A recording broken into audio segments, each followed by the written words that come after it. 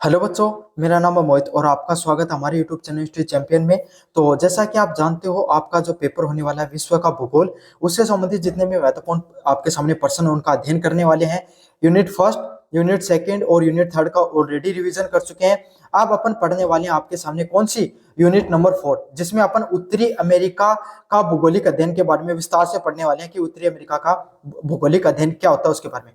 तो अगर आपने यूनिट फर्स्ट और सेकंड और थर्ड पहले नहीं देखे तो प्लेलिस्ट का लिंक डिस्क्रिप्शन में दे रहा हूँ, वहां पे पहले पढ़ा दिया, जाकर उनको भी पहले अच्छे से अध्ययन करो, फिर ये वाला पढ़ना। साथ साथ वहां पर इंपॉर्टेंट क्वेश्चन, सारी चीजें आपको पूरी पूरी वहीं पर देखने को मिल जाएंगी। ये पीडीएफ है, फ्री में आपको हमारा जो टेलीग्राम चैनल है, टेलीग्राम चैनल पे आपको ये सारी की सारी चीजें फ्री में बिल्कुल देखने को मिल जाएंगी। टेलीग्राम चैनल को जरूर से ज्वाइन कर लेना, साथ के साथ चैनल को जरूर से सब्सक्राइब कर देना। और फ्लिपकार्ट मंत्रा से कोई भी चीज खरीदना चाहते हो, डिस्काउंट चल रहा है, इसमें जाकर जरूर से खरीद देना। यहाँ पर व्यू प्रोडक्ट का ऑप्शन दिखाई दे रहा, यहाँ पर आपको कोने में व्यू प्रोडक्ट वाला ऑप्शन दिखाई दे रहा है, फिर शॉप वाला ऑप्शन दिखाई दे रहा है, क्लिक करके खरीद सकते हो आप जो भी खरीदना चाहते हो। चलो शुरू करते हैं अपन आपके सामने वीडियो को। पनामा नहर के निर्माण के बारे में। पनामा नहर है वो मध्य अमेरिका में स्थित एक मानव निर्मित जल मार्ग है। मतलब पनामा नहर की बात करें आपके सामने, क्या है, अमेरिका है, अमेरिका जो शहर है वहां पर निर्मित एक पूरा का पूरा जलमार्ग है। समझ में आ गया। पनामा नहर क्या करती है आपके सामने, जो मध्य अमेरिका है वहां पर आपके सामने देखने को मिलती है। और ये दो मुख्य महासागर है, अंटार्कटिका महासागर व प्रशांत महासागर को जोड़ने का कार्य करती है आपके सामने। कौन सी नहर? पनामा नहर। पूरी दुनिया के अंदर सीवेज नहर के बाद में दुनिया की सबसे ज्यादा जो बिजी आपके सामने रूट है वो कहाँ का है? जो पनामा नहर है वही सबसे ज्यादा है। और सबसे ज्यादा एक विस्तृत बात बताऊं, ये कोई कृत्रिम नहर नहीं है, मतलब कि आपके सामने ये एक लिफ्ट नहर है, जिसमें क्या किया जाता है, लिफ्ट होती है आपके सामने। जैसे ये वाला क्षेत्र ऐसे इसको बांटा गया है ना।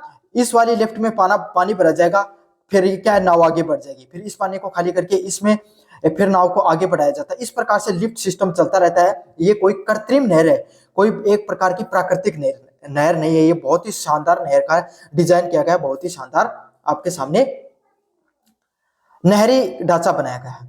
इसका निर्माण, पनामा नहर का जो निर्माण है आपके सामने, इसका निर्माण संयुक्त राज्य अमेरिका के द्वारा, पनामा नहर वो आपके सामने संयुक्त राज्य अमेरिका द्वारा 1904 से लेकर 1914 के बीच में किया गया। मतलब कुल 10 वर्षों का समय लगा इस पनामा नहर को निर्माण में। और इसमें सबसे ज्यादा अगर किसी देश का योगदान रहा तो संयुक्त राज्य अमेरिका, यूएसए के द्वारा इसका निर्माण किया गया। हालांकि इससे पहले आपके सामने फ्रांस है, उसके द्वारा भी, जो फ्रांस राज्य है उसके द्वारा भी क्या किया गया था, आपके सामने प्रयास किए गए थे, लेकिन वो विफल रहे थे। यह दुनिया के एक प्रकार की सबसे बड़ी इंजीनियरिंग चमत्कारों में से है। इसमें लोग को एक जटिल प्रणाली से उपयोग करके जहाजों को ऊंचाई तक उठाने का काम किया जाता है। देखो क्या होता है, ये ना मेक्सिको और आपके सामने अमेरिका, उसके बीच की जगह इसका निर्माण किया गया पनामा नहर का। देखो होता है क्या, मैं आपको विस्तार से समझाता हूँ, थोड़ा 2 मिनट लेकर। नाव, कोई भी नाव आती है तो यहाँ पर क्या है, पहाड़ी क्षेत्र था, तो पहाड़ी क्षेत्र को तोड़कर नहर का निर्माण करना बहुत ज्यादा मुश्किल था। तो इस तरीके से काटा गया इसको कि जैसे ये नाव है, मतलब आपके सामने ये क्षेत्र कुछ ऐसे ऐसे समझ लो, आपके सामने ये कुछ क्षेत्र ऐसे है, ऐसे इस तरीके का क्षेत्र है, मतलब ऊंचा है थोड़ा। रुको स्लोप बना देता हूं आपको ताकि अच्छे से, स्लोप की तरह है ना। तो यहाँ से समुद्र से नाव है, अब नाव को इस प्रकार से नहर का निर्माण करना बहुत ज्यादा मुश्किल था पहाड़ को काटने के लिए। तो क्या क्या इंजीनियरों ने यहाँ पे आपके सामने, उनके द्वारा क्या किया गया, इस प्रकार की स्लोप था तो यहाँ पर नाव आई, तो यहाँ अलग अलग प्रकार के चेंबर बना रखे इसमें, ऐसे करके, ऐसे करके इन्होंने क्या कर रखे हैं, एक चेंबर बना रखे हैं। यहाँ का नाव यहाँ पर आई, तो अब यहाँ वाला क्षेत्र ये नीचा और यहाँ वाला ऊपर है, तो वो क्या करते हैं, यहाँ वाला क्षेत्र नीचा, यहाँ वाला ऊपर है, तो क्या करते हैं, नाव यहाँ पर आ गई, तो अब यहाँ पर नाव आने के बाद उसको लॉक कर दिया जाता है और पानी को भाव बढ़ाया जाता है। और जैसे पानी का भाव बढ़ेगा इंजीनियरिंग विधि के द्वारा, तो क्या हो जाता है, वो क्षेत्र ऊपर हो जाता है, नाव भी ऊपर उठती चली जाती है और इस लेवल के बराबर कर दिया जाता है। फिर वो क्या है, वो नाव इसमें चली जाती है, इसका पानी कम कर दिया जाएगा, फिर इसमें पानी भर दिया जाएगा।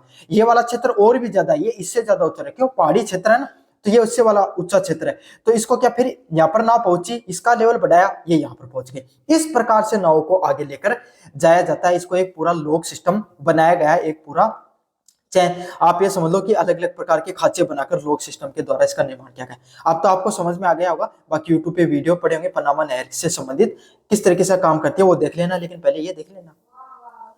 उसका उपयोग जहाजों को विभिन्न ऊंचाई तक उठाने और नीचा करने के लिए किया जाता है। तो इसी प्रकार से अगर इधर से आ रही है तो उसको क्या किया जाएगा, ऊंचा किया जाएगा, और उधर से आती है तो उसको धीरे धीरे नीचा करके एक जगह से दूसरी जगह की तरफ भेजा जाता है।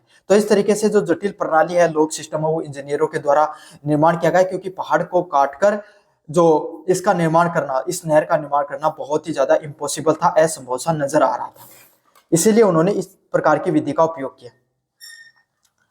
अगले वाला है आपके सामने भू आर्थिक महत्व। भू आर्थिक महत्व क्या भाई, क्या भूगोलिक क्या महत्व है और इसका आर्थिक रूप से इसका क्या महत्व दिखाई पड़ता है। क्या है, समय और दूरी में कमी। इसने उत्तरी व दक्षिणी अमेरिका के दक्षिणी छोरे सिरे केप हॉर्न्स की यात्रा को आवश्यकता को खत्म करने के करके अंटार्कटिका और प्रशांत महासागर के बीच की दूरी को कम कर दिया। मतलब पहले क्या हुआ करता था, ऐसे घूमकर जाना पड़ता था पूरा का पूरा आपके सामने, है ना।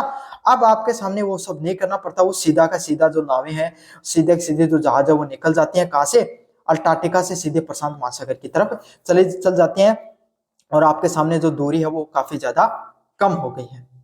इस समुद्री यात्रा के समय और दूरी को नाटकीय रूप से मतलब कम कर दिया। मतलब धीरे धीरे क्या है, आपके सामने जो समुद्री यात्रा है उसमें समय भी कम लगने लगा है और दूरी भी आपके सामने कम हो गई है। इससे हजारों मीलों की दूरी है और दिनों में बचत होती है। इससे क्या होता है, आपके सामने जो हजारों मील, बहुत जो हजारों किलोमीटरों की जो दूरी है उसको भी इसने कर दिया। क्यों, पहले घूमकर जाना पड़ता था अमेरिका के दक्षिणी छोर से, फिर आपके सामने अमेरिका के ऊपर की तरफ जाते थे, है ना। अब सीधा का सीधा आप निकल सकते हो।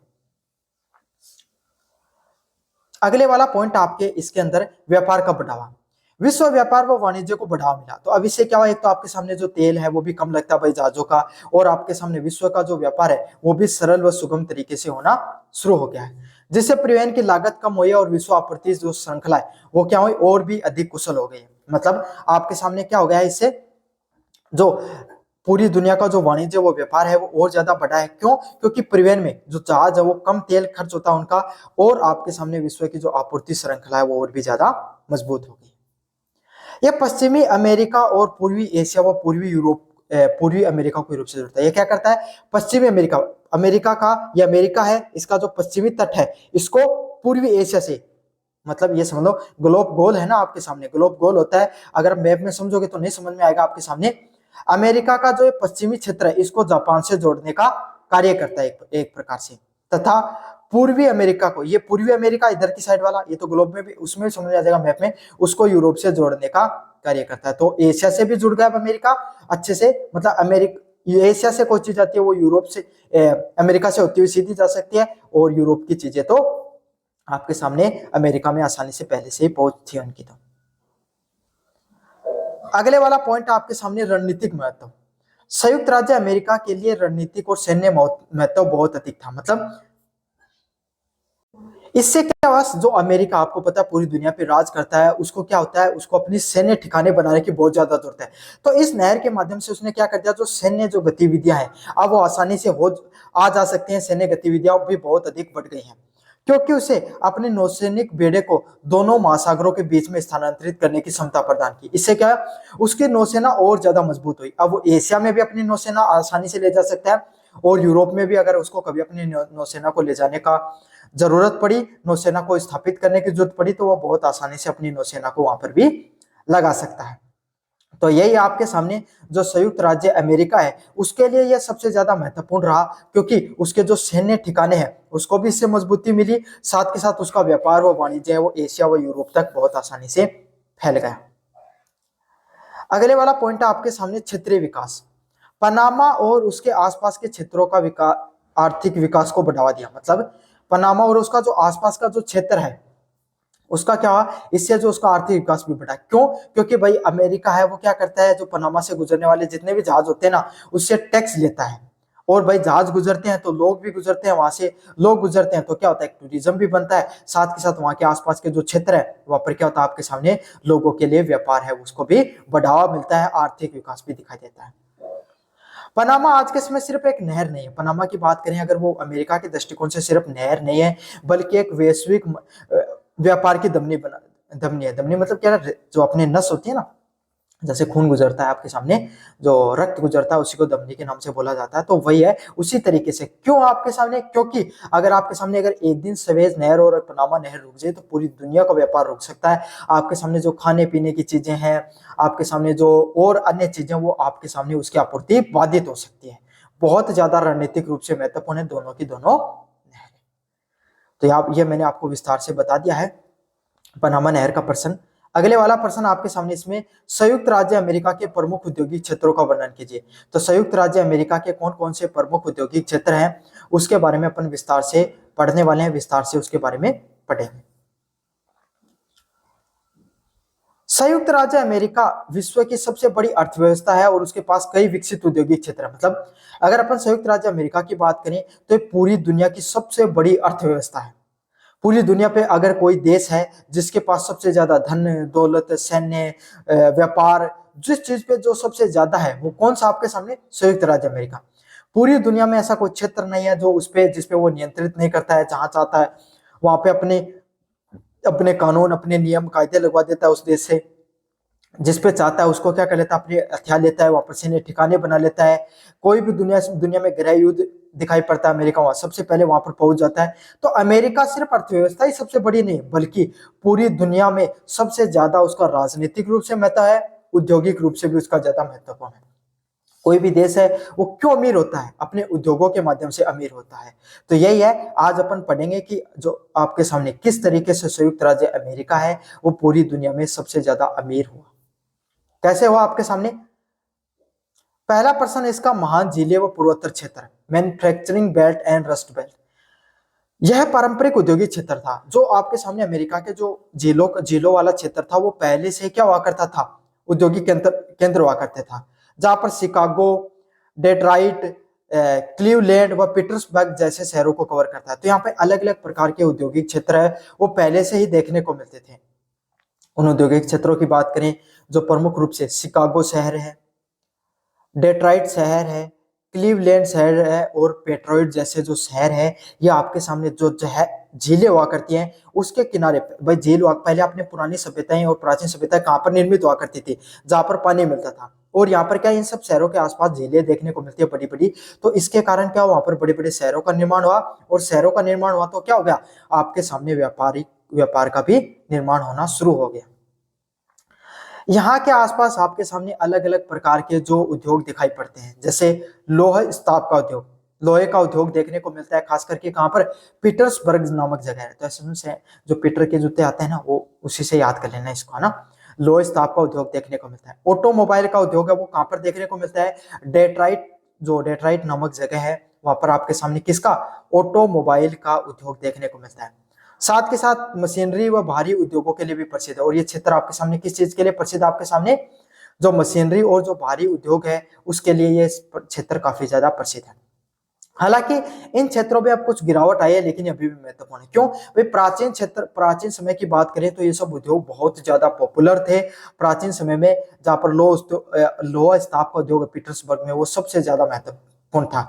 साथ के साथ जो ऑटोमोबाइल का डेट्राइट में और मशीनरी का उद्योग है वो भी उस समय बहुत ज्यादा महत्वपूर्ण था। लेकिन समय बदला, तकनीकी का समय आ गया, अब इन सब जगहों की जो महत्व थोड़ा कम जरूर हुआ है, लेकिन अभी भी इसका महत्व थोड़ा बहुत तो बना हुआ है। अगले वाले पॉइंट की बात करें, न्यू इंग्लैंड क्षेत्र। बोस्टन जैसे शहरों के साथ यह क्षेत्र उच्च प्रौद्योगिकी, वित्तीय सेवाएं, शिक्षा व विशिष्ट विनिर्माण निर्माण के लिए माना जाता है। मतलब न्यू इंग्लैंड जो क्षेत्र आपके सामने, न्यू इंग्लैंड का क्षेत्र है, जहां पर जो बोस्टन जैसे शहर है आपके सामने, जहां पर उच्च औद्योगिक उच्च प्रौद्योगिकी मतलब हाई टेक्नोलॉजी से संबंधित। आप 21वीं सदी की बात करें, 21वीं सदी में जब से इंटरनेट आया है, तब से जो टेक्नोलॉजी है उसका उद्योगों में बहुत ज्यादा महत्व बढ़ा है। तो इन सब उद्योगों को गतिशील बनाने के लिए जो अमेरिका जैसे शहर में किस शहरों का योगदान है? बोस्टन शहरों का बहुत बड़ा योगदान है। बोस्टन वो शहर है जहां पर अलग अलग प्रकार की टेक्नोलॉजी, बड़ी बड़ी कंपनियों के आपके सामने हेडक्वार्टर देखने को मिलते हैं। इंटरनेट से संबंधित, सोशल मीडिया और आपके सामने अन्य तकनीक से संबंधित यहाँ पर बड़े बड़े उद्योग हैं।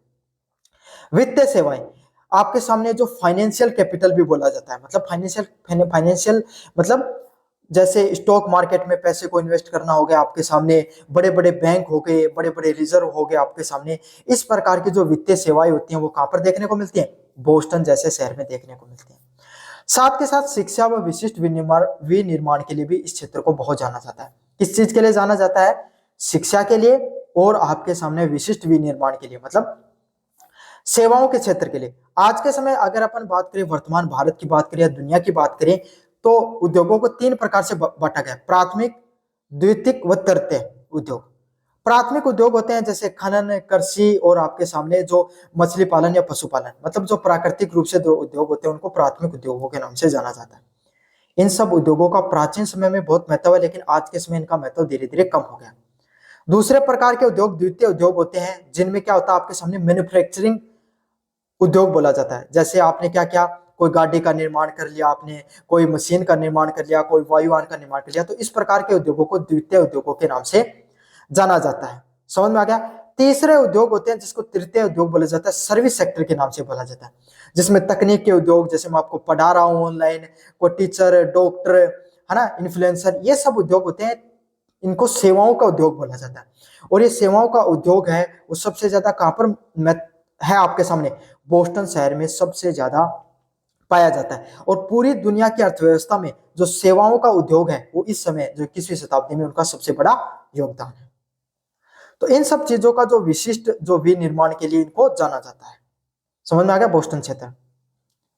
अगले वाला दक्षिणी क्षेत्र, ह्यूस्टन। जो ह्यूस्टन क्षेत्र है वो किस चीज के लिए पॉपुलर है? तेल, पेट्रोकेमिकल व एरोस्पेस क्षेत्र है। ह्यूस्टन क्षेत्र है वो आपके सामने, वहां पर तेल है। अमेरिका का तेल है वो एक विशिष्ट प्रकार से निकलता है। आपके सामने पूरी दुनिया को तेल वो कहां पर निकलता है? आपके सामने जो नीचे की तरफ खुदाई की जाती है तब वहां से खुदाई के समय निकलता है। लेकिन अमेरिका का जो तेल है वो शैल में पाया जाता है, चट्टानों के बीच में पाया जाता है। तो अमेरिका ने एक विशिष्ट विधि उत्पादित की और जिससे वो क्या करता है, अपने चट्टानों के बीच से तेल निकालने का कार्य करता है। और इसके लिए कौन सा क्षेत्र फेमस है? ह्यूस्टन नामक जो क्षेत्र है वो सबसे ज्यादा पॉपुलर है, जहां पर तेल निकलता है।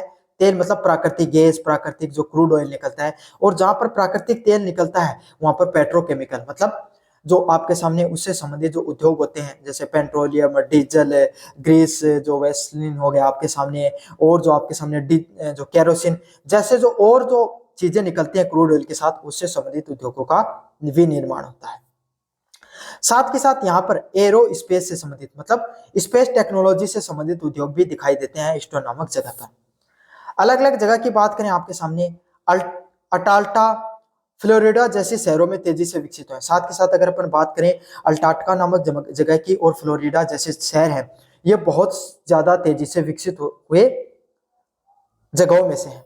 ये ऊर्जा, एरोस्पेस, सूचना व प्रौद्योगिकी जैसे जो नए आपके सामने विनिर्माण के उद्योगों का यहाँ पर निर्माण हुआ है। कौन से उद्योगों का? ऊर्जा का, एरोस्पेस का, सूचना व टेक्नोलॉजी का जो उद्योग है उनका यहाँ पर बहुत अच्छे से निर्माण हुआ है। समझ में आ गया आपके सामने? तो इसको अच्छे से याद कर लेना। यहाँ पर ऊर्जा से संबंधित उद्योग है, एरोस्पेस से संबंधित उद्योग है, और जो इंफॉर्मेशन टेक्नोलॉजी, इंटरनेट से संबंधित सबसे ज्यादा उद्योग कहां पर देखने को मिलते हैं? अमेरिका में ह्यूस्टन नामक जगह पर। अगले वाला है आपके सामने प्रशांत तट या पश्चिमी तट। कैलिफोर्निया विशेष रूप से सूचना प्रौद्योगिकी के रूप से जाना जाता है। आपको पता है अमेरिका में कैलिफोर्निया की जो सिलिकॉन सिटी है, सिलिकॉन सिटी किस चीज के लिए पॉपुलर है? पूरी दुनिया के जितने भी सोशल मीडिया के जो हेडक्वार्टर वो कहां पर देखने को मिलते हैं? सिलिकॉन शहर है वहां का, जो सिलिकॉन सिटी के नाम से जाना जाता है, कैलिफोर्निया शहर है, वहां पर देखने को मिलते हैं। और वहां की कहां पर? सिलिकॉन वैली में खास करके इस प्रकार के उद्योगों का मुख्यतः देखने को मिलते हैं। यहाँ पर क्या, जैसे गूगल, अमेजोन, फ्लिप, जो आपके सामने जो और भी फेसबुक जैसे जो बड़े उद्योग, जो आपके सामने जो बड़े सोशल मीडिया के जो प्लेटफॉर्म है, उसके आपके सामने क्या देखने को मिलते हैं? उनके हेडक्वार्टर है वो देखने को मिलते हैं आपके सामने।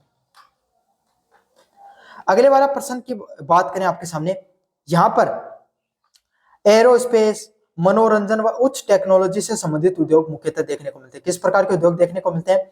एरोस्पेस टेक्नोलॉजी के उद्योग, मनोरंजन के उद्योग व उच्च तकनीक के उद्योग है वो यहाँ पर मुख्यतः देखने को मिलते हैं। लॉस एंजलिस नामक जो जगह एक सबसे बड़ा विनिर्माण केंद्र है। और लॉस एंजलिस जो जगह है वो सबसे बड़ा विनिर्माण, मतलब आपके सामने व्यापार का सबसे बड़ा केंद्र है, जहाँ पे सबसे बड़े बड़े व्यापार देखने को मिलते हैं। समझ में आ गया? अगला खाड़ी तट, पेट्रोकेमिकल, प्राकृतिक गैस, और आपको सामने शिप बिल्डिंग के उद्योग मुख्यतः देखने को मिलते हैं। जो था खाड़ी तट है आपके सामने, खाड़ी है वहां पर क्या देखने को मिलता है, जो गल्फ है आपके सामने, जो मेक्सिको गल्फ देखने को मिलती है, अमेरिका और मेक्सिको के बीच में जगह है, वहां पर पेट्रोलियम निकलता है। क्यों? कोई भी खाड़ी क्षेत्र होता है भाई, राजस्थान अगर भारत की बात करें तो मुंबई का जो खाड़ी क्षेत्र है ना, जो वहां पर भी क्या अपने जो पेट्रोलियम है वो निकलता है। तो ये कहीं पर भी खाड़ियां होती हैं, वहां पर क्या होती है आपके सामने, पेट्रोलियम मुख्यतः निकलता है। तो वहां पर पेट्रोलियम से संबंधित अलग अलग प्रकार के उद्योगों का निर्माण होता है। साथ के साथ शिप बिल्डिंग का, जो शिप होते हैं उनके निर्माण का भी उद्योगों का निर्माण होता है।